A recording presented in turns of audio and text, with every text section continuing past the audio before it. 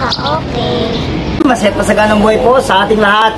Coach Manny po muli. At ngayon, ang aking video ay meron naman po akong estudyante na nasiraan ng sapatos. Ano ba namang klase ng mga quality ng sapatos na nabibili natin ngayon? Ang dali-daling masira. Pero gagawa natin ng remedyo kasi kawawa naman. Ayan, ayun yung paa niya. Oh. Yan, nahihiya po. Peli, estudyante ko po siya na grade 7.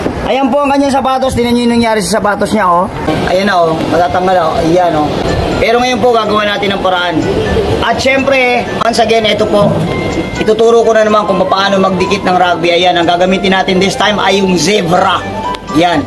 Marami po iba't ibang brand ng rugby. Ayan, zebra gagamitin natin. Kahit anong brand yan, basta tama yung instruction, tama yung paggagamit. Sigurado, pag ginamit yung rugby, kapit na kapit. Kaya panoorin nyo po.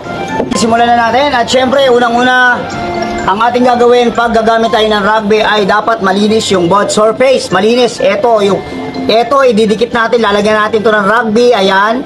Lalagyan din natin yan kaya dapat yan ay malinis. Kung meron kayong papel de liha, pwede nyo gamitin papel de liha. Yan. Lilinis yung mabuti kasi pag hindi malinis, hindi solid yung pagkakadikit. Yun ang maaaring pagsimula ng pagkatuklap. At ano pa, kailangan po tuyo. Tuyo. Pag yung basa ng tubig, nako, hindi po pwede, hindi po kakapit ang rugby. Kaya dapat tuyo at malinis. Okay, ngayon, ang una natin gagawin ay lalagyan natin to ng rugby, yung magkabilang both surface. Okay, let's go. Pag sobrang kapal po, matagal matuyo. Kaya dapat manipis lang ang pagkakalagay. So ayan na, lalagyan ko na. Ayan, nakita nyo, ang liit-liit lang na nilagay ko na rugby, oh. Ayan, tutukan mo. Ayan. Okay, ayan. So, papakita natin kung paano gagawin. Ayan, ito po yung nalinis ko na, ha. Oh, ayan. Ayan. So, manipis lang po nilagay natin, oh. Ayan, meron na siya. Then, yung kabilang surface naman ng sapatos na ating ididikit.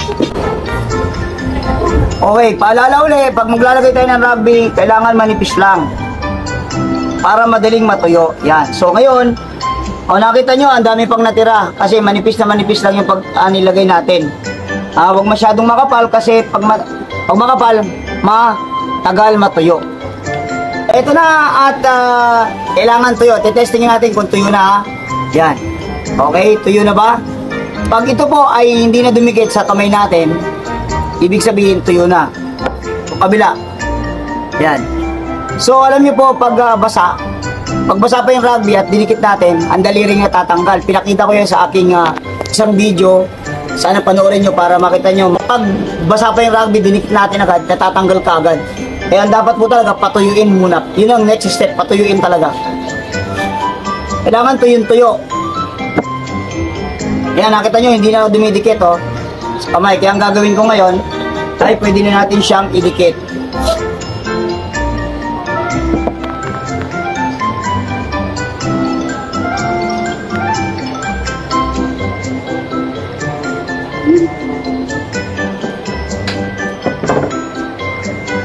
Ayan na, syempre, dikit ko na.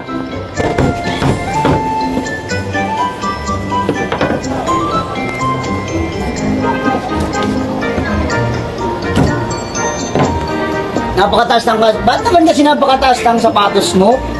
Alam niyo po ang may-ari nito. Ayan yung nagkakamera, oh. Ang taas-taas, eh.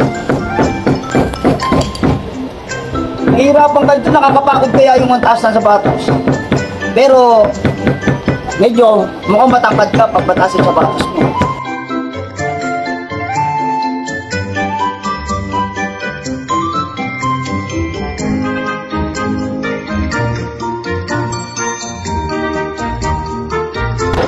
Ayan, so ngayon ay tapos na.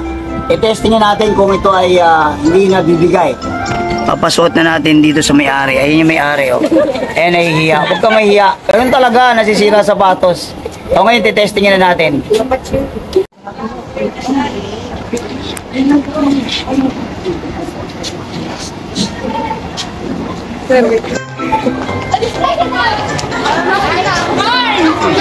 Ayan, oh. Ayan Ayan na, oh. Aba. Ayan na po. Ayan. Ano masasabi mo? Wala. Hindi na mag-autora na. Talon. Nasira ba? Thank you, sir. Ayan, so, ayan, nagawa na po yung kanyang sapatos at simpleng-simple lang po yung instruction natin kung paano magdikit ng rugby. Ayun, sana po, pakisubscribe naman sa aking YouTube channel, Coach Manny, ang gugulo ng mga estudyante ko. Ayan, so, like and share ng ating video. Maraming salamat po. Mabuhay kayong lahat. God bless you all. Bye!